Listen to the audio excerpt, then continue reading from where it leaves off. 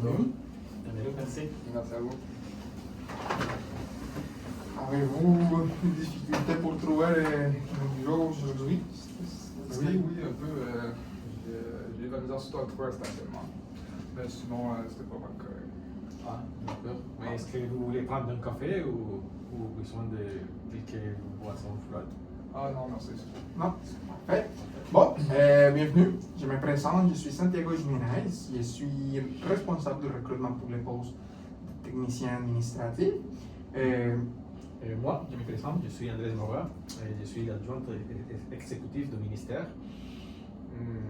L'entrevue devrait durer entre 25 et 30 minutes. L'entrevue se déroulera comme suit. Après quelques questions d'ordre général, nous allons passer à des questions de mise en situation, puis à des questions concernant vos expériences de travail. À la suite de cette question, je vous expliquerai en détail les postes et les conditions qui y sont liées et vous aurez l'occasion de poser des questions. Finalement, je vous présenterai la suite du processus. En fait, mon collègue et moi, on va vous poser des questions une à une. Ça veut dire que moi, je vais poser une question, après mon collègue va poser l'autre question. C'est comme ça qu'on va fonctionner durant l'entrevue. Parfait. Est-ce que cela vous convient? Oui, ça me convient. Merci. Tout au long de l'entrevue, je prendrai des notes.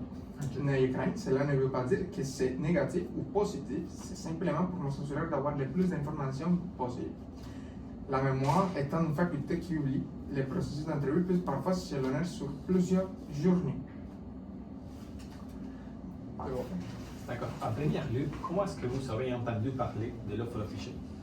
Oui, j'ai un ami, un ancien ami du cégep, quand j'ai passé à mon deck, qui m'a fait signe du poste.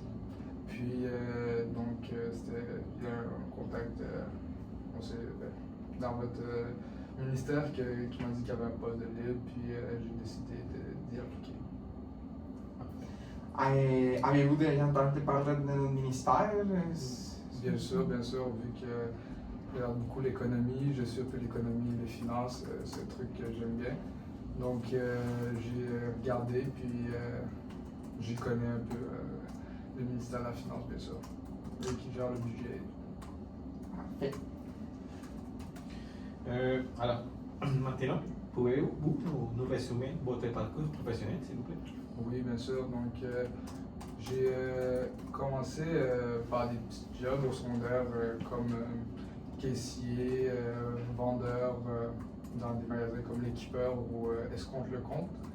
Puis par la suite, vers la fin de mon secondaire, j'ai plus pris une charge d'administration dans l'entreprise familiale de mes parents, parce qu'on a une entreprise familiale. Puis j'ai commencé à faire un peu plus de comptabilité, prise de commande. Et donc j'ai passé 2 ans là entre mes fin secondaire 5 vers mes 18, jusqu'à mes 19-20. Puis par la suite, j'ai fait 2 ans à la CNSST pendant mon deck au cégep. Donc ma job était simplement de faire des suivis de nos travailleurs à la CNSST, les répondre, leur répondre à leurs inquiétudes, regarder leur indemnisation, puis pas mal ça. Parfait. Pouvez-vous nous parler d'une situation où vous avez dû utiliser un outil comme Excel ou Power BI pour simplifier le suivi d'un budget ou d'un projet administratif complexe? Oui, pas de problème. On en a fait plusieurs au cégep, vu que j'étais en technique administrative d'Excel. Donc, on avait des projets à long terme sur plusieurs semaines où on devrait monter des budgets pour une entreprise fictive, par exemple. On avait un cours qui s'appelait budgétisation où on utilisait tout le Excel pendant toute la session. Sinon, j'ai aussi utilisé Excel dans des milieux de travail avec la compagnie de mes parents au niveau des comptabilités, des prises de commandes et puis tout ça. Donc oui, je suis pas mal à l'aise au niveau d'Excel. L'autre outil, je ne l'ai jamais utilisé. Et puis l'objectif, vous avez parlé de l'entreprise de vos parents. Oui. Ça c'est le contexte, mais on aimerait savoir quel était l'objectif de la création, de l'utilisation de ces outils-là dans... L'utilisation, c'était plutôt pour faire des suivis de nos commandes, voir on est rendu à combien de produits dans X catégorie. puis de regarder aussi la comptabilité, justement faire un bilan. Moi je faisais pas la comptabilité au complet, je faisais juste un peu ce qui est le bilan, les trucs simples.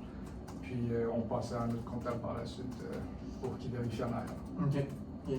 Donc, de quelle façon vous avez agi pour répondre aux besoins que vous avez pris ça? Oui, c'était plutôt une nécessité dans mon poste. C'était ma tâche et puis je me suis débrouillé pour le faire. Puis, Et le résultat final, ça a été. ouais, ben, au début, on est en apprentissage parce que c'était surtout au milieu professionnel, je ne l'avais pas utilisé souvent. Donc, quand je l'ai utilisé les premières fois, ben, il y avait une chose, il y avait un superviseur, mes parents, pour me viser. Mais par la suite, après quelques fois, c'était beaucoup plus simple et ça donnait un meilleur résultat. Ok. Parfait. Excellent. Maintenant, on aimerait vous poser quelques questions liées à mes situations. En premier lieu, comment abordez-vous un collègue pour corriger une erreur dans un document lorsque vous vous rendez compte qu'il a commis une erreur, tout en maintenant une bonne collaboration? Oui, bien sûr. Ben, je n'essaie pas de le crisper. Tout dépend de la personnalité de la personne. Tu sais. Donc, si je sais que c'est une personne qui peut facilement s'énerver ou prendre des choses personnelles, je vais essayer d'y aller plus calme, juste aller avec lui mentionner est-ce que c'était ça qu'il voulait faire, juste pour voir si, comme ça, il voit son erreur lui-même. Puis sinon, si c'est une personne qui sait qui peut prendre les choses beaucoup plus calmes, puis beaucoup plus ouvert d'esprit, je vais pouvoir lui mentionner s'il y a une petite erreur là. Je vais lui dire, ah, tu as peut-être une petite erreur ici, est-ce que tu pourrais regarder l'erreur encore? Parfait. Question suivante.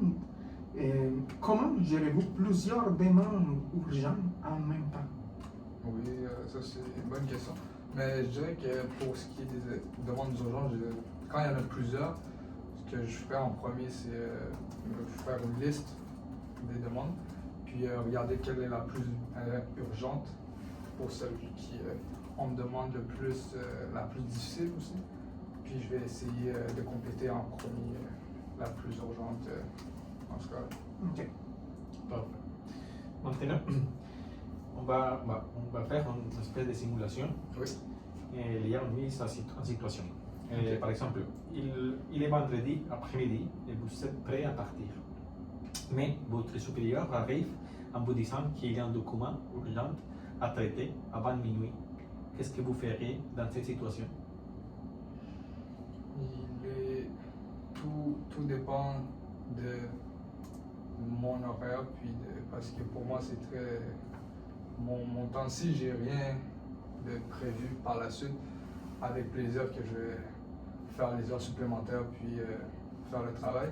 Mais par contre, si par exemple j'ai la fête avec un ami, un meilleur ami ou un truc comme ça, genre 8h, 6h l'après-midi, souper ou un truc comme ça important, malheureusement je vais lui dire que je peux pas, puis que j'ai déjà quelque chose de prévu.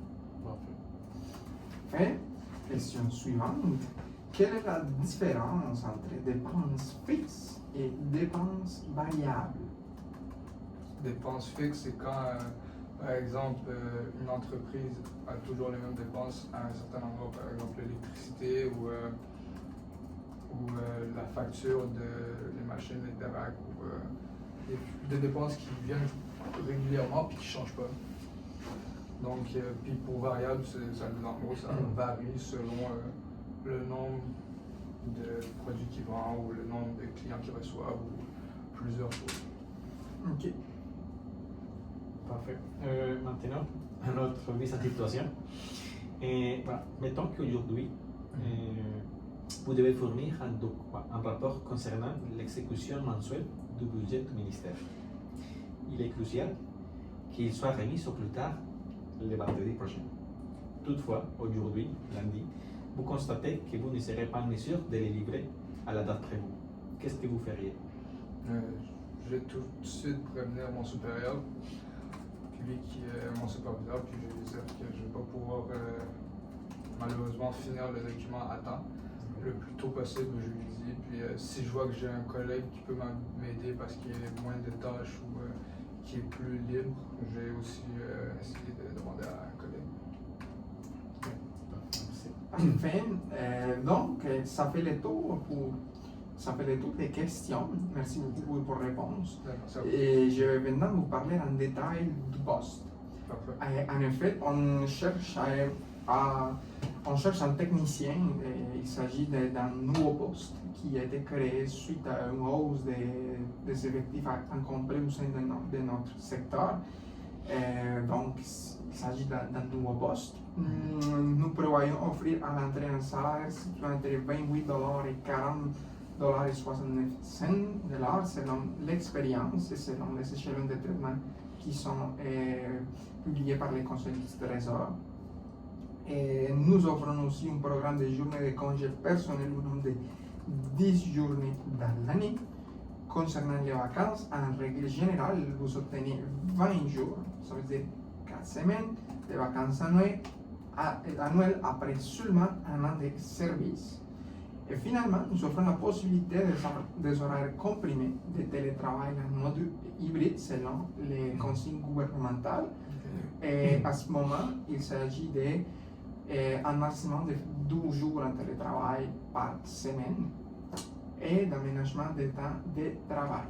L'entrée en poste est prévue pour le 6 avril prochain.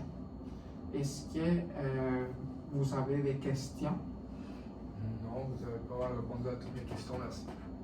Parfait. Et alors, maintenant, on pourrait dire que l'interview est terminée. Ok. On vous remercie d'avoir participé. Alors, on va se communiquer avec vous pour vous donner des nouvelles, qu'elles soient positives ou non, d'ici au maximum mercredi prochain. D'accord? Ok. Et n'hésitez pas à nous contacter, ou nous appeler si vous avez des questions ou si vous décidez de vous retirer du processus.